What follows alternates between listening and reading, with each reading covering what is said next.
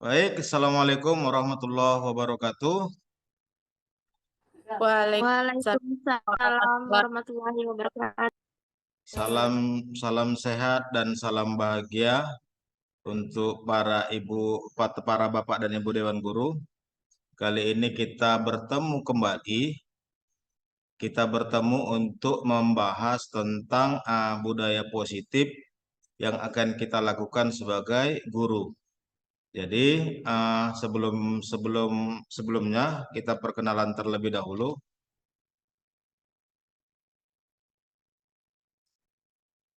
Jadi nama saya Julfahmi Siregar, jabatan guru matematika, tempat tanggal lahirnya di Medan, di situ ada identitas saya. Lalu agenda kita hari ini adalah pembukaan terlebih dahulu, kemudian pemaparan terkait dengan budaya positif kita akan bahas di sini. Yang akan kita bahas nanti seputar pemahaman inti, eksplorasi konsep, refleksi, dan doa penutup. Jadi tujuan pembelajaran kita hari ini adalah guru memahami pentingnya mengetahui kebutuhan belajar dan lingkungan yang memfasilitasi seluruh individu di sekolah agar dapat meningkatkan kompetensinya secara aman dan nyaman. Yang kedua, guru mampu menggerakkan komunitas sekolah untuk bersama-sama mengembangkan dan mewujudkan visi sekolah yang berpihak pada murid dan berlandaskan nilai-nilai kebajikan universal. Sebelumnya, ada baiknya ini sebelum kita mulai pembahasan mengenai budaya positif ini, ada baiknya kita mendengarkan doa terlebih dahulu atau kita buka kegiatan kita dengan doa terlebih dahulu yang mungkin akan dibawakan langsung oleh Pak Rusdi. Kepada Pak Rusdi kami persilakan untuk memimpin doa. Baiklah, sebelum kita mulai acara kita ini, maka kita memohon kepada Allah semoga dilancarkan segala urusan kita. Bismillahirrahmanirrahim. Rabbi zidni ilma warzuqni fahman wa amalan salihah. Rabbi israh li sadri wa yassir li amri wa hlul 'uqdatam min lisani yafqahu qawli. Amin amin ya rabbal alamin. Terima kasih kami ucapkan kepada Pak Rusdi yang telah membuka kegiatan kita dengan doa. Mudah-mudahan semakin menambah keberkahan dari apa-apa yang kita lakukan hari ini. Baik, Bapak Ibu sekalian, bisa kita mulai dengan berefleksi terlebih dahulu atas posisi Bapak dan Ibu sebagai guru. Jadi menurut Bapak dan Ibu ada apalah jawaban yang kira-kira yang bisa Bapak Ibu berikan terkait dengan pertanyaan-pertanyaan berikut. Boleh diborong semua boleh, atau satu-satu juga boleh. Kami persilakan kepada Bapak dan Ibu sekalian. Jadi yang pertama, apa pentingnya menciptakan suasana positif di lingkungan Anda? Jadi menurut Bapak Ibu itu kira-kira apalah manfaatnya lingkungan positif ada di lingkungan Bapak Ibu sekalian? Yang kedua, sebagai seorang pendidik atau sebagai pimpinan sekolah, bagaimana Bapak dan Ibu dapat menciptakan suasana positif di lingkungan Bapak Ibu selama ini? Kemudian, apakah ada hubungan antara menciptakan suasana yang positif dengan proses pembelajaran yang berpihak pada murid? Yang berikutnya, bagaimana menerapkan disiplin saat di sekolah Bapak dan Ibu? Apakah sudah diterapkan dengan efektif? Bila belum, apa yang menurut Bapak Ibu masih perlu diperbaiki dan dikembangkan? Jadi pertanyaan-pertanyaan ini sebenarnya adalah cerminan dari apa yang sudah Bapak Ibu lakukan di sekolah. Boleh dijawab Bapak dan Ibu sekalian? Kami persilakan. Satu-satu juga boleh atau diborong semua juga boleh. Ibu Dika Hidatani Lubis boleh? Yang mana yang bisa dijawab kira-kira?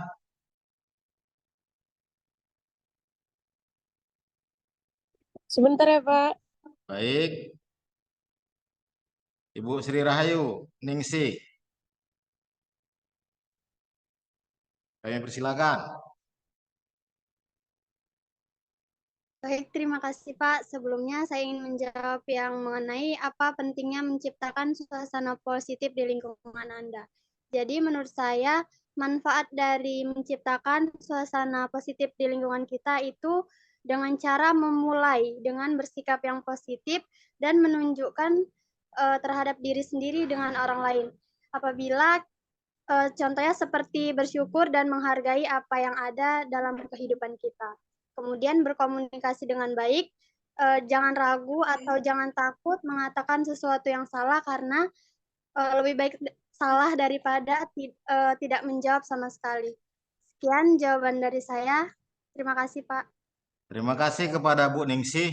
Jadi secara nggak langsung Bu Ningsih menyampaikan suasana positif itu sangat penting ya. Pertama kalau kita kaji dari segi agama mungkin itu sama dengan lain sakartum la azidannakum wa la in kafartum inna adzabil syadid ya. Jadi kalau kita bersyukur dengan apa yang Allah kasih, kita bisa menciptakan suasana-suasana baik di lingkungan kita, maka Allah akan tambah orang-orang baik untuk terus menjaga kita. Seperti itu ya Bu Ningsih ya. Iya, Pak. Baik, terima kasih Bu Ningsih. Mungkin Bapak Ibu guru yang lain ada?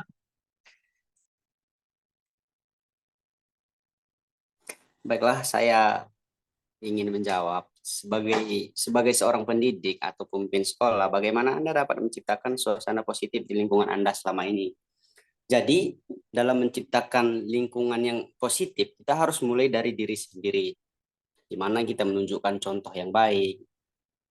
Tidak mesti dilihat orang kita berbuat baik, harus dimulai dari sendiri. Senyum terhadap siswa-siswa yang ada di sekolah. Saling tegur sapa ya Pak ya. Jadi menerapkan 5S itu penting ya Pak Rusdi ya.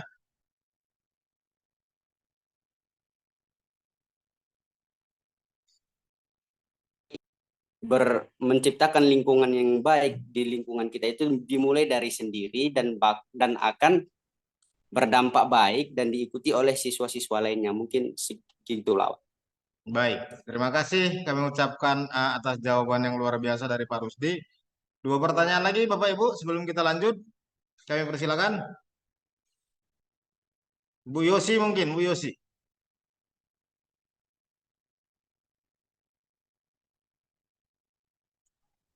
Baik, terima kasih.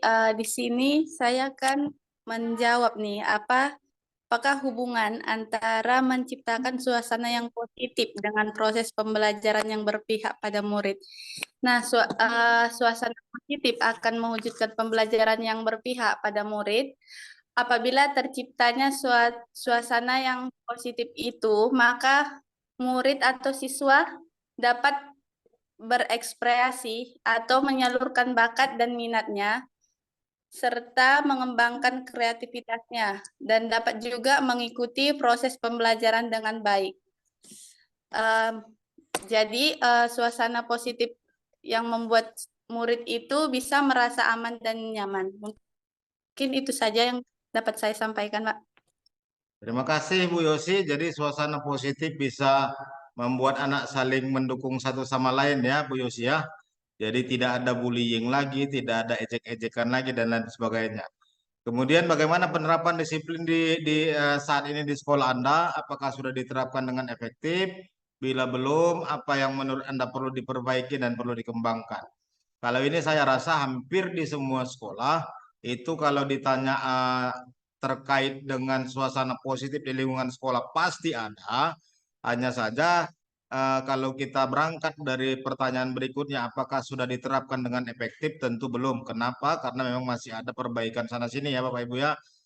Itu bisa jadi itu dari sisi siswanya, dari sisi gurunya, atau dari sisi pimpinan-pimpinan tertinggi sekolah mungkin yang belum menerapkan aturan dengan baik dan efektif.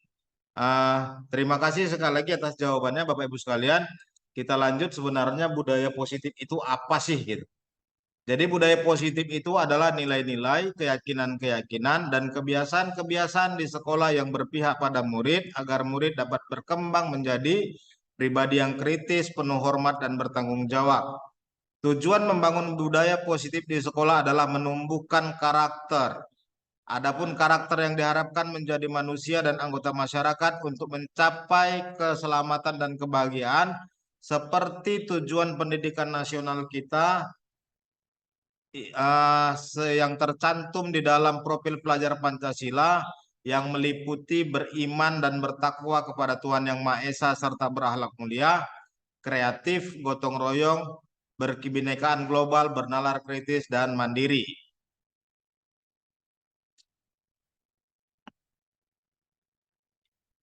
Kemudian ada pertanyaan pemantik yang ada beberapa pertanyaan yang menggelitik kita mungkin sebagai tenaga pendidik, sebagai guru.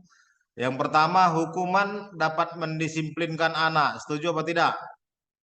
Bapak Ibu setuju apa tidak? Hukuman dapat mendisiplinkan anak. Saya setuju, Pak. Yang Setuju, lain? Pak. Alasannya Setuju, apa, Pak Rusdi? Boleh? Setuju. Ya, karena mungkin dengan hukuman itu sendiri dapat mendisiplinkan anak. Karena bahkan kalau kita mengkaji dari sisi agama, Rasulullah saja menyuruh kita, muru auladakum bisolah, suruhlah anak kita itu dengan sholat. Apabila di umur sekian dia tidak mau, pukullah dengan pukulan yang mendidik. Tetap dalam garis bawah, pukulan yang mendidik bukan berarti kita semena-mena saja gitu. Secara tidak langsung saya setuju hukuman dapat mendisiplinkan anak, gitu Pak. Baik, terima kasih Pak Rusdi. Kita ke pertanyaan kedua. Pemberian hukuman dengan hal positif seperti membaca atau membersihkan halaman sekolah dapat meningkatkan disiplin anak. Setuju apa tidak, Bapak Ibu sekalian? Setuju Pak, setuju. Setuju. Yang ketiga, memberi penghargaan dapat meningkatkan motivasi belajar. Setuju Bapak Ibu? Setuju, Pak. Sangat Oke, setuju setuju. Pak. Oke. Kemudian budaya positif itu yang akan kita bahas hari ini meliputi 6 topik ya Bapak Ibu. Ada pertama disiplin positif dan nilai-nilai kebajikan universal. Yang kedua teori motivasi, hukuman dan penghargaan serta restitusi. Yang ketiga kebutuhan dasar manusia dan dunia berkualitas. Yang empat, 5 posisi kontrol kita sebagai guru. Yang kelima segitiga restitusi. Yang keenam keyakinan kelas. Apa sih Pak yang keenam ini? Nah, kita bahas satu persatu Bapak Ibu. Jadi kita mulai dari disiplin positif dan nilai-nilai kebajikan universal. Ada sebuah challenge buat Bapak Ibu, ini bisa Bapak Ibu terapkan nanti di kelas misalnya. Contohnya apa? Bapak dan Ibu serta teman Bapak dan Ibu sekalian yang terdiri dari 2 orang. Coba tuliskan dalam secari kertas, tuliskan benda atau sesuatu yang sangat berharga untuk Bapak Ibu, letakkan di salah satu tangan Bapak dan Ibu dan genggam benda tersebut dengan segala daya. Buatlah sebuah kepalan. Teman yang lain Bapak Ibu akan mencoba dengan sekuat tenaga dengan berbagai cara untuk meminta Bapak dan Ibu memberikan benda tersebut. Teman Bapak Ibu bisa membujuk, merayu, mengancam, menghardik, menyuap, apa saja yang dapat membuka kepalan tangan tersebut. Apa yang terjadi? Kira-kira Bapak Ibu dapat jawabannya?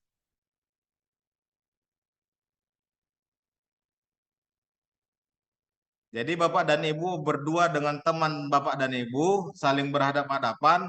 Mungkin bisa jadi dua-duanya saling menggenggam. Bisa jadi salah satunya saja yang menggenggam. Kemudian teman yang satunya akan membujuk Bapak dan Ibu untuk membuka kepalan tangan yang telah Bapak dan Ibu buat. Jadi jadi caranya itu bisa membujuk, mengancam, menghardik, merayu, menyuap. Jadi kira-kira eh, apa yang terjadi jika itu terjadi sama Bapak dan Ibu? Kira-kira kalau Pak Rusdi dan temannya seperti itu, ada sesuatu hal yang berharga di tangan Pak Rusdi buka nggak kepalan tangan itu? Kemudian alasannya apa kira-kira?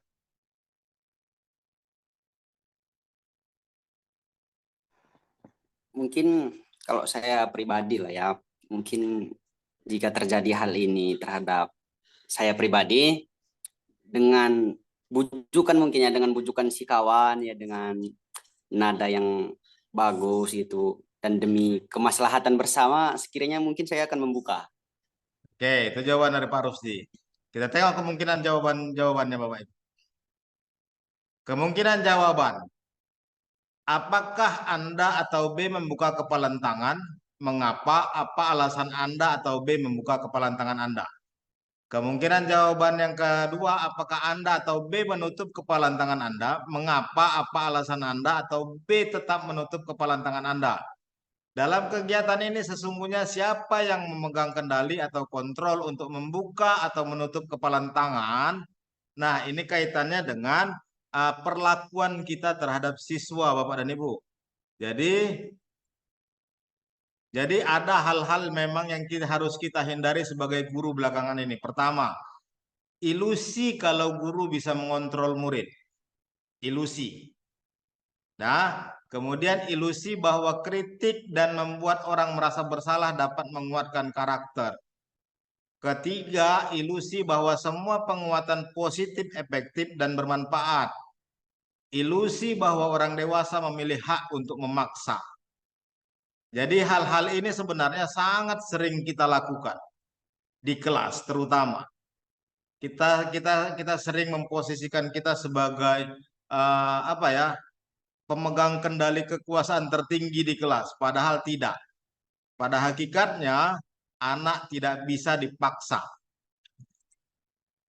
Bapak dan Ibu setuju dengan ilusi-ilusi ini? Setuju. Oke. Nah, di sini ada penguatan sedikit, Bapak dan Ibu. Jadi siapa sesungguhnya yang memiliki kontrol? Ada itu dibagi dua ya. Ada stimulus respon, ada teori kontrol. Jadi yang stimulus respon ini yang sering kita lakukan, yang sering kita anggap kita bisa melakukannya, padahal tidak. Kalau dari segi teori kontrol. Yang pertama kita mencoba mengubah agar orang berpandangan sama dengan kita. Ini sering kita lakukan di kelas ya Bapak Ibu. Jadi terutama dalam pelajaran-pelajaran kita sering sangat idealis dengan jawaban kita, seolah-olah jawaban kita yang paling benar. Itu misalnya. Jadi kalau teori kontrolnya kita berusaha memahami pandangan orang lain tentang dunia. Jadi kita pahami orang yang punya pikiran berbeda dengan kita. Kemudian perilaku buruk dilihat sebagai suatu kesalahan. Teori kontrolnya semua perilaku memiliki tujuan. Jadi mau salah dia, mau benar dia, pasti ada tujuan dia melakukan itu. Kemudian orang lain bisa mengontrol saya. Ini yang tadi. Faktanya hanya Anda yang bisa, hanya kita yang bisa mengontrol diri kita sendiri. Kemudian saya bisa mengontrol orang lain, Anda tidak bisa mengontrol orang lain. Pemaksaan ada pada saat bujukan gagal. Kolaborasi dan konsensus menciptakan pilihan-pilihan baru. Kemudian model berpikir menang kalah. Kalau teori kontrolnya model berpikir menang-menang. Jadi kita harus mengambil manfaat dari apa yang kita lakukan. Nah, ini teori kontrol dari Dr. William Glasser. Jadi setiap orang melakukan sesuatu itu pasti memiliki tujuan. Jadi ini adalah gambaran atau peta konsep dari yang akan kita bahas satu persatu Bapak Ibu. Dimulai dari disiplin positif tadi. Jadi disiplin positif itu nanti akan membawa banyak dampak terkait dengan budaya positif di sekolah yang akan kita lakukan. Selanjutnya nilai-nilai kebajikan universal. Jadi nilai-nilai kebajikan adalah sifat-sifat positif manusia yang merupakan tujuan mulia yang ingin dicapai setiap individu. Nilai-nilai tersebut bersifat universal dan lintas bahasa, suku bangsa, agama maupun latar belakang.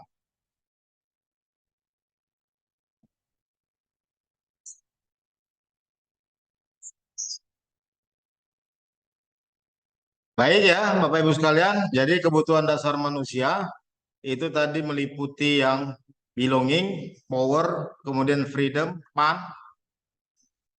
Dan ini harus kita pertimbangkan dalam mengambil keputusan yang akan kita terapkan pada peserta didik kita. Selanjutnya Bapak Ibu, kita ke 5 posisi kontrol. Jadi ada 5 posisi kontrol kita sebagai guru. Jadi sebagai seorang guru kita harus memiliki 5 posisi kontrol ini. Ada pertama posisi penghukum, yang kedua posisi pembuat rasa bersalah, kemudian yang ketiga posisi teman, keempat posisi pemantau, dan yang kelima adalah posisi manajer. Jadi dari sini Bapak dan Ibu sekalian, kita bisa tentukanlah sebenarnya kita berada di posisi mana sebagai guru selama ini, dan harus bagaimana kita memperbaiki kita untuk menjadi lebih baik ke depannya.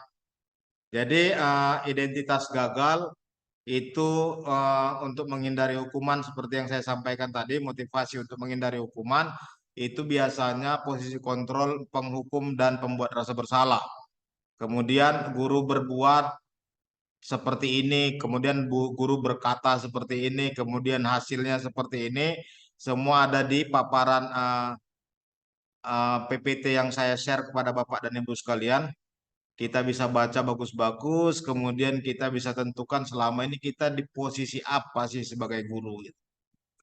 Jadi untuk penghukum misalnya, guru berbuatnya menghardik, menunjuk-nunjuk, menyakiti, menyindir. Kemudian guru berkatanya, kalau kamu tidak melakukannya, awas ya, rasakan ya. Jadi nadanya penuh ancaman selalu. Kemudian hasilnya siswa pasti memberontak, menyalahkan orang lain, kemudian berbohong. Seperti itu ya Bapak dan Ibu sekalian. Jadi kalau sebagai teman misalnya membuat alasan-alasan untuk muridnya, guru berbuat, kemudian guru berkatanya, ayolah lakukan demi ibu, masa kamu tidak mau, ingat ibu, ingat tidak ibu pernah bantu kamu seperti ini gitu. Kemudian hasilnya ketergantungan. Dan layaknya sewajarnya kita diharapkan sebagai guru kita harus bertindak sebagai manajer, yang guru berbuatnya mengajukan pertanyaan-pertanyaan, kemudian guru berkata apa yang kita yakini, apa yang bisa kamu kerjakan untuk memperbaiki masalah ini. Kemudian hasilnya pasti penguatan pribadi. Artinya perubahan itu kita tuntut dari dalam Bapak dan Ibu sekalian.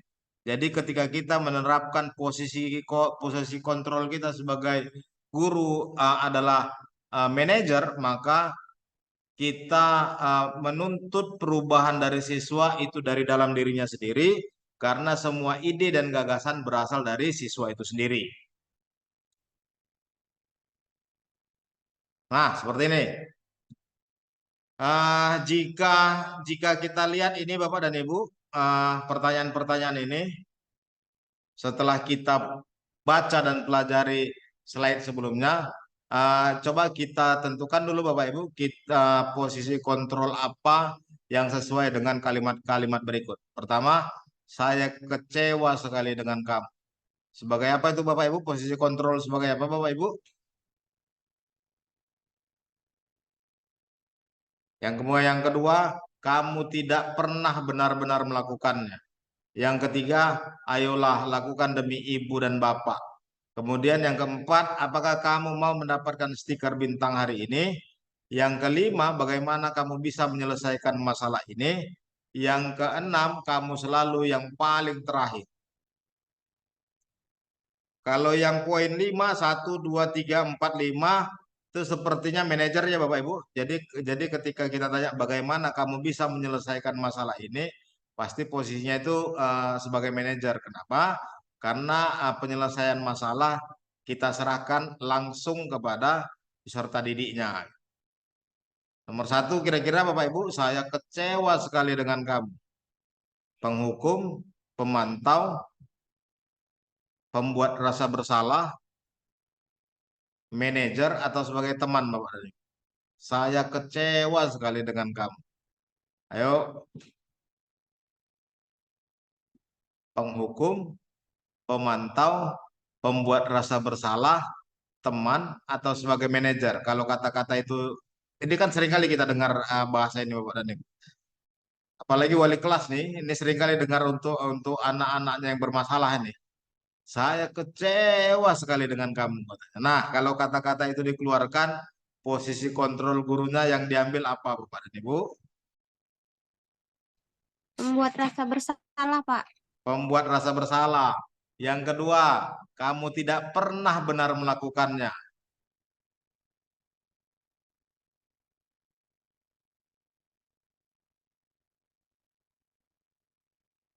Kira-kira apa Bapak dan Ibu?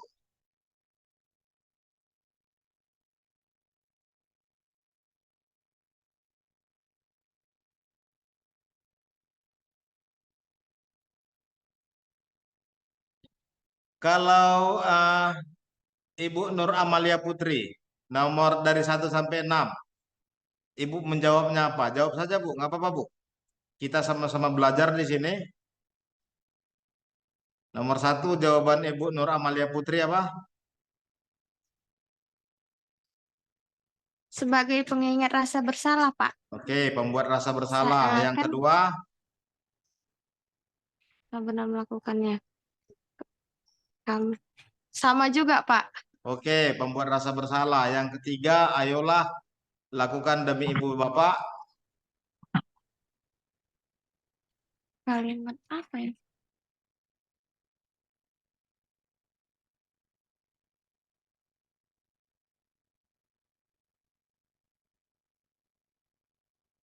Apa Ibu Nur Amalia Putri?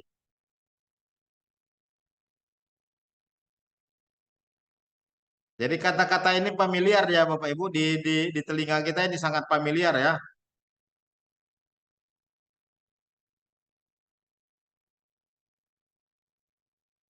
Apa aja tadi, Pak, opsinya, Pak? Posisi kontrol guru itu ada 5, ada penghukum, ada pembuat rasa bersalah, ada sebagai teman, ada sebagai pemantau, ada sebagai manajer.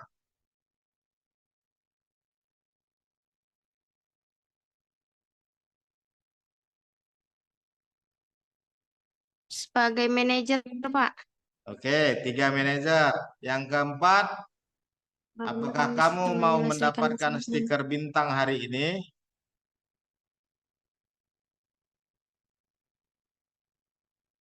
Ada yang bisa membantu Ibu Nur Amalia Putri untuk pertanyaan berikutnya? Persilakan Bapak Ibu.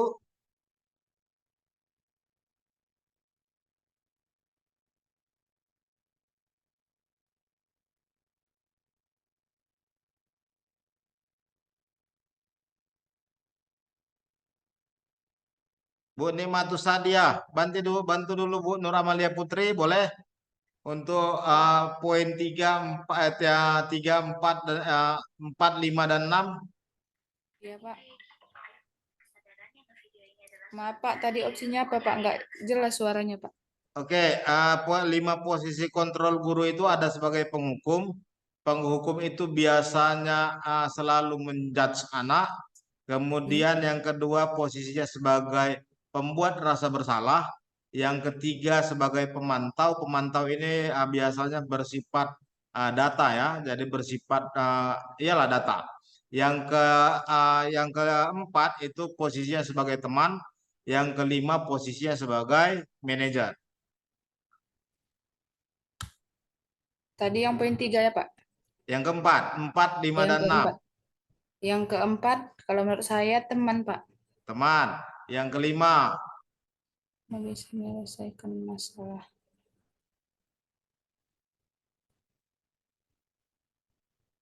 Penghukum, Pak. yang keenam, Kamu selalu yang paling terakhir. Apa tadi poin terakhir, Pak? ada penghukum, ada pembuat rasa bersalah, ada pemantau, ada teman, ada manajer. Pemantau, Pak, yang terakhir. Oke, kita cek jawabannya ya, Bapak dan Ibu. Sering. Nah, saya kecewa sekali dengan kamu. Harapan kita berkata-kata itu kan supaya murid itu meratapi kesalahannya. Seperti itu kan kira-kira Bapak dan Ibu. Jadi kalau ada satu masalah, saya kecewa, ibu kecewa kali, bapak kecewa kali sama kamu. Nah, itu tujuannya untuk membuat anak merasa bersalah. Kemudian kamu tidak pernah benar melakukannya sebagai penghukum. Kenapa? Karena salah saja murid itu sama kita. Kemudian ayolah lakukan demi bapak dan ibu sebagai teman. Apa kamu mau mendapatkan stiker bintang hari ini sebagai pemantau? Bagaimana kamu bisa menyelesaikan masalah ini sebagai manajer? Yang terakhir, kamu selalu yang paling terakhir itu adalah penghukum. Ada yang mau diperdebatkan dari jawaban-jawaban ini, Bapak Ibu?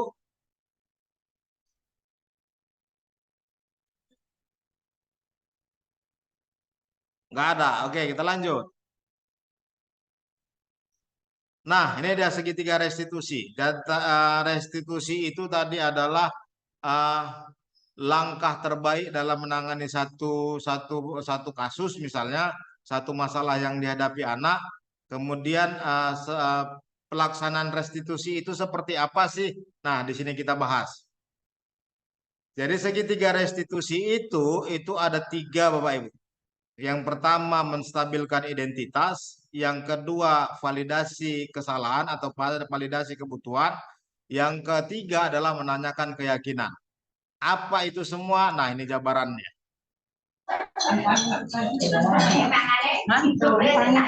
Jadi yang pertama menstabilkan identitas. Itu tujuannya untuk membuat anak yang merasa gagal karena berbuat salah menjadi positif terhadap dirinya. Kata-kata yang sering disampaikan guru ini, berbuat salah itu hal yang manusiawi. Tidak ada manusia yang sempurna, Bapak dan Ibu. Bapak dan Ibu juga pernah berbuat salah. Yang kedua, kita pasti bisa menyelesaikan permasalahan ini. Yang ketiga, Bapak dan Ibu tidak tertarik untuk mencari tahu siapa yang benar. Yang keempat, siapa yang salah, Bapak Ibu lebih tertarik untuk menyelesaikan masalah. Kemudian, kalau kamu menyalahkan dirimu sendiri, terus-menerus, apakah kamu bersikap baik pada dirimu sendiri? Nah, itu kata-kata yang sering dilontarkan ketika kita menstabilkan identitas. Oke, yang kedua, validasi kesalahan. Tujuannya membantu murid mengenali basic atau kebutuhan dasar yang ingin dipenuhinya ketika melakukan kesalahan itu. Jadi selalu ada alasan di balik setiap yang dilakukan anak. Biasanya guru, kata-kata yang sering dipakai guru dalam memvalidasi kesalahan, kamu bisa saja kan melakukan hal yang lebih buruk tapi kamu tidak melakukannya. Kamu pasti punya alasan mengapa melakukannya. Apa yang penting bagi kamu? Kamu boleh tetap berusaha menjaga sikap itu, tapi tambahkan sikap yang lain yang baru. Maukah kamu belajar cara lain untuk mendapatkan yang kamu butuhkan tanpa harus memukul? Apakah kamu bisa melakukan dengan lebih baik besok lagi? Nah, itu kata-kata yang sering yang harus diucapkan guru ketika memvalidasi satu kesalahan. Kemudian menanyakan keyakinan. Tujuannya anak melihat kesalahannya dihubungkan dengan norma sosial dan nilai-nilai yang mendasari manusia berinteraksi dengan orang lain.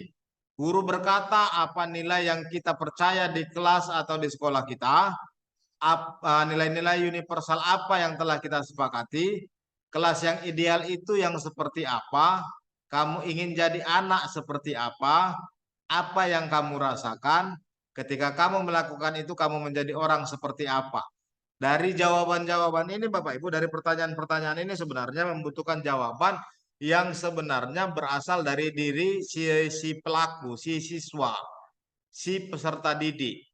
Jadi kita harapkan dari sini kita kembalikan pada keyakinan kelas yang telah kita sepakati di kelas terhadap kesalahan yang telah dia perbuat misalnya. Ya Bapak Ibu, yang berikutnya keyakinan kelas.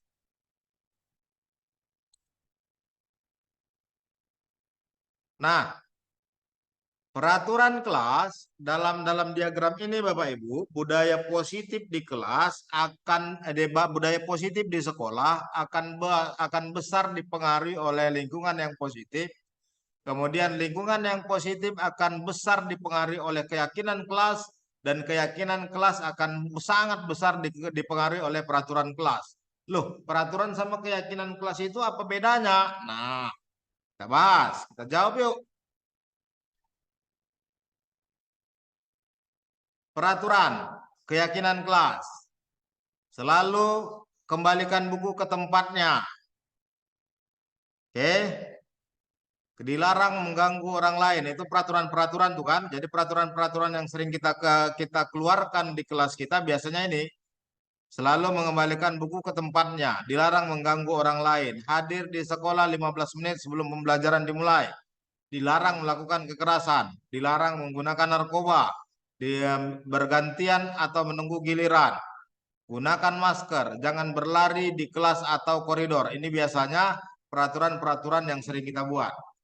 Keyakinan kelasnya seperti apa? Ini jawabannya. Jadi ketika kita membuat peraturan selalu kembalikan buku ke tempatnya, maka keyakinan kelas yang akan kita angkat adalah tanggung jawab.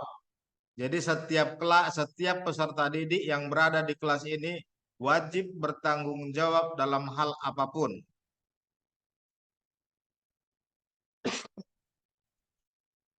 Yang kedua, dilarang mengganggu orang lain, berarti itu menghormati. Hadir di sekolah 15 menit berarti menghormati orang lain, berkomitmen serta disiplin. Tambahannya kalau mau dibuat disiplin. Dilarang melakukan kekerasan berarti keselamatan. Dilarang menggunakan narkoba berarti kesehatan. Bergantian atau menunggu giliran berarti bersabar. Gunakan masker berarti kesehatan. Jangan berlari di kelas atau di koridor berarti keselamatan dan keamanan. Ya Bapak dan Ibu, jadi dari sini kita bisa bedakan antara peraturan dan keyakinan kelas. Misalnya contoh lain seperti ini Bapak Ibu, contoh konkretnya. Ketika Bapak dan Ibu masuk kelas, biasanya kita buat peraturan. Biasanya kita buat peraturan. Peraturannya banyak macam-macam. Pertama, tidak boleh tidak rapi. Kemudian tidak boleh datang terlambat. Kemudian tidak boleh mengganggu orang lain. Kemudian tidak boleh membuli temannya. Kemudian tidak boleh tidak menyelesaikan tugas. Seperti itu yang sering kita lakukan. Nah, peraturan-peraturan kelas itu biasanya banyak identik dengan aturan yang dibuat oleh orang lain. Atau dalam penggunaan kalimatnya pun itu kalimatnya banyak yang lebih negatif. Misalnya tidak boleh, jangan ini, itu kan negatif konotasinya. Jadi kalau keyakinan kelas itu sumbernya dari dalam diri peserta didik. Bapak dan Ibu tanya sendiri ke peserta didik. Jangan Bapak Ibu yang tentukan. Kita lemparkan ke peserta didik untuk membuat kelas ini menjadi nyaman.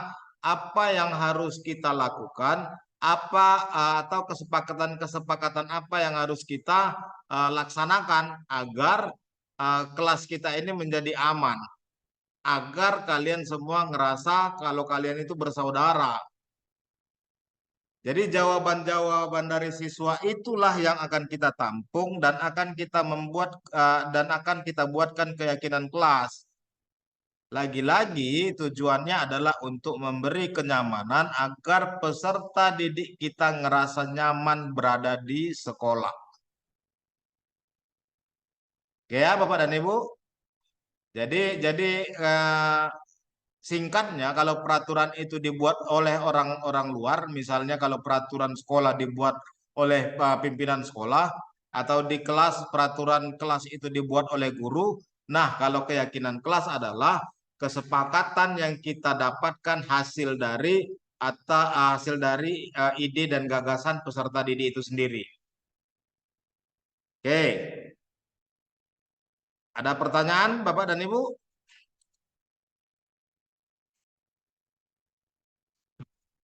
Nah, kalau nggak ada pertanyaan, coba kita berefleksi Bapak Ibu. Saya minta kepada Bapak dan Ibu guru untuk menjawab ini lagi-lagi satu persatu atau semuanya. Boleh. Pertama, hal baru apa yang mengubah paradigma saya yang saya dapatkan dari materi yang baru? Kedua, perasaan apa yang muncul selama mengikuti sesi ini khususnya mengenai makna disiplin dan motivasi intrinsik, motivasi dari dalam. Yang ketiga, peran guru Among seperti apakah yang saya telah lakukan selama mengikuti modul ini. Yang keempat, saya akan menjadi guru Among yang seperti apakah setelah mengikuti modul ini. Jadi saya minta kepada Bapak dan Ibu guru untuk coba berefleksi atau menjawab pertanyaan-pertanyaan ini yang jawabannya sebenarnya dari dalam diri Bapak dan Ibu sendiri. Jadi kalau refleksi ini saya rasa semua Bapak dan Ibu bisa berkomentar. Kita mulai dari siapa Bapak Ibu? Boleh saya minta 5 saja perwakilan untuk mengomentari refleksi ini.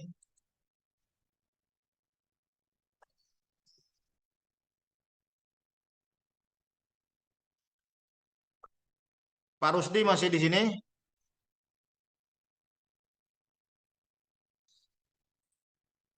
Pak Rusdi sudah keluar? Baik, kalau ke Bu Rahayuningsih, hal baru apa yang mengubah paradigma Ibu yang Ibu dapatkan? Boleh Ibu?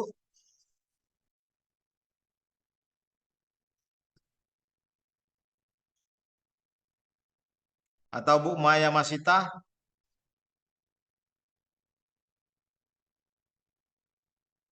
Bu Maya, anybody home?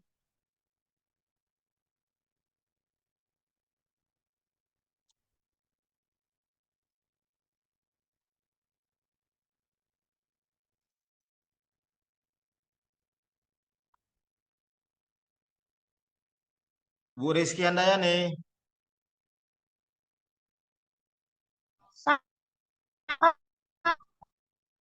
Ibu Rizky Handayani di mana?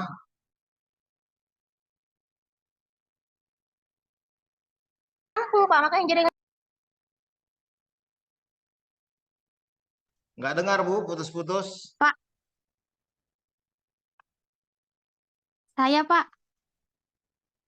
Boleh berkomentar Bu Sri? Bu Rizky? Saya Pak. Boleh berkomentar terkait dengan refleksi hari ini?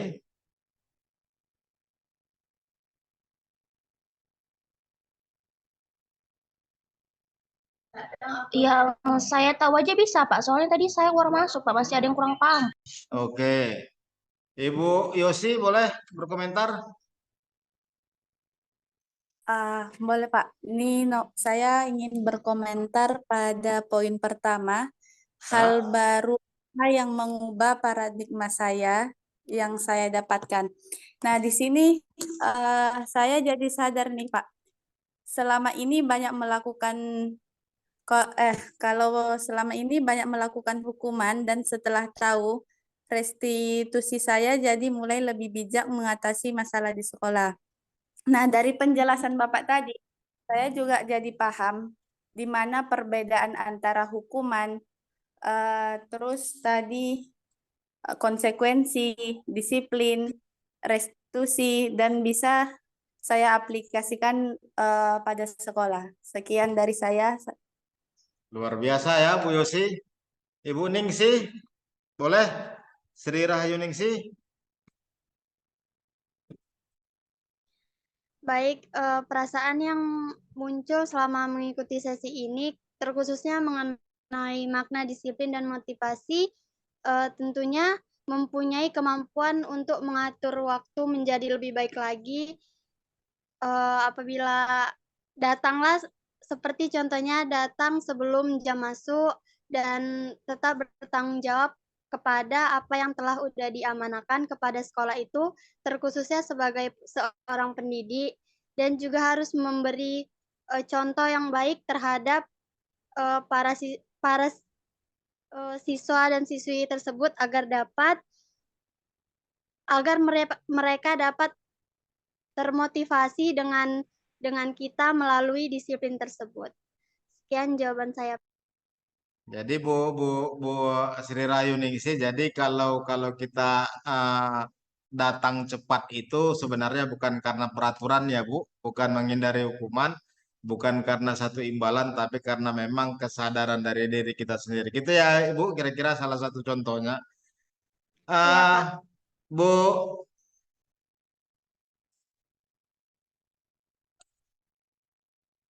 Bu Maya Masita, Bu Maya. Ya, Pak. Nah, silakan Bu Maya.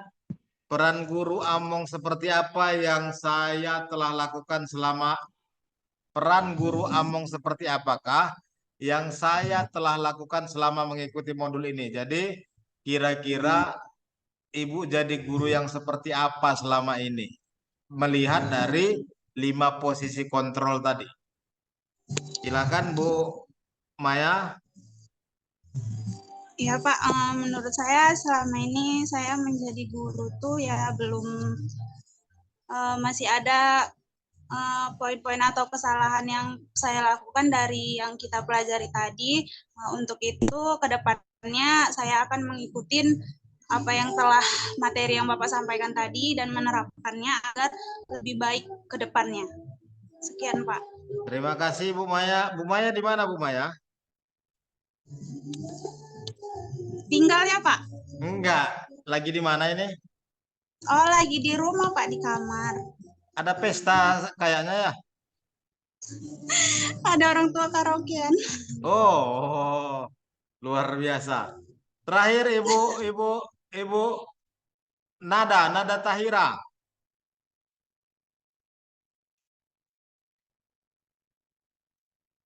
Bu Nada. Anybody home?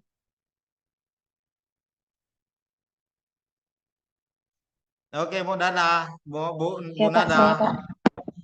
Ya Pak, saya Pak. Jadi saya akan menjadi guru Among yang seperti apa setelah Ya, Pak. mengikuti modul ini. Silakan Bu Nada. Baik, terima kasih Pak.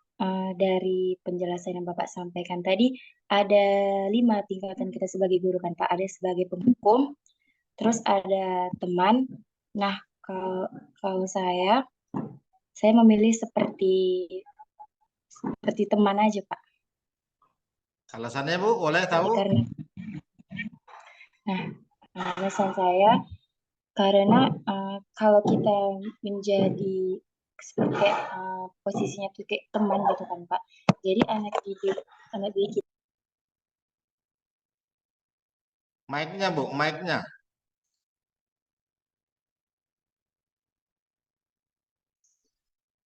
Menghilang Bu nadanya. Jaringan mungkin Bu Miarni Audina.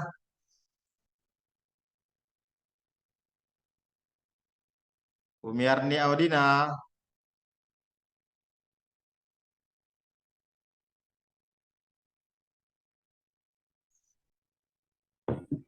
Pak, maaf, lagi di jalan.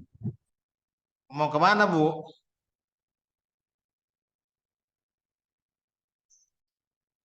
Kenapa, Pak?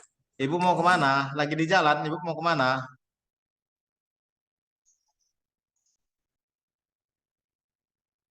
Balik kampung, Pak. Oh, selamat di jalan. Semoga sampai tujuan, sampai WA ya Bu. Kalau udah sampai ya. Iya, Pak. Terima kasih. Stop. Bu Nur Amalia Putri.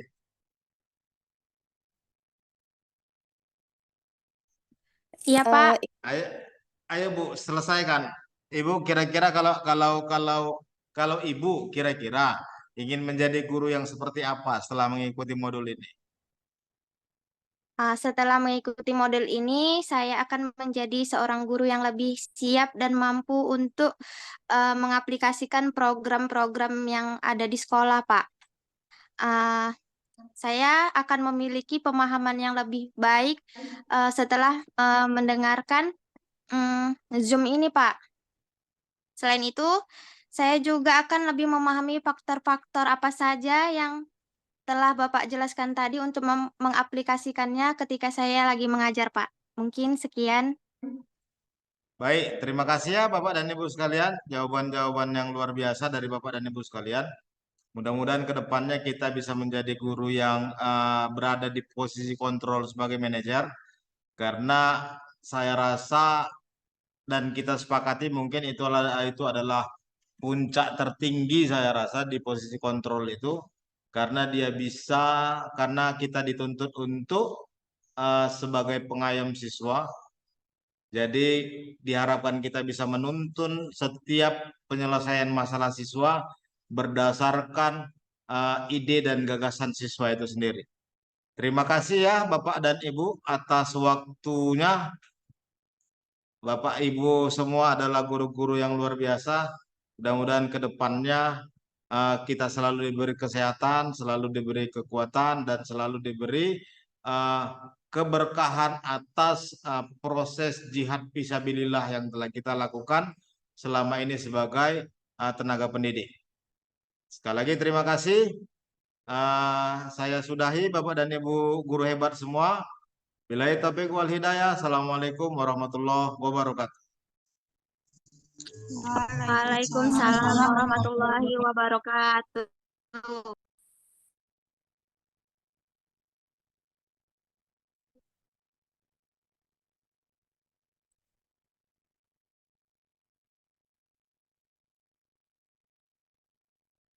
Boleh keluar Bapak dan Ibu, silakan.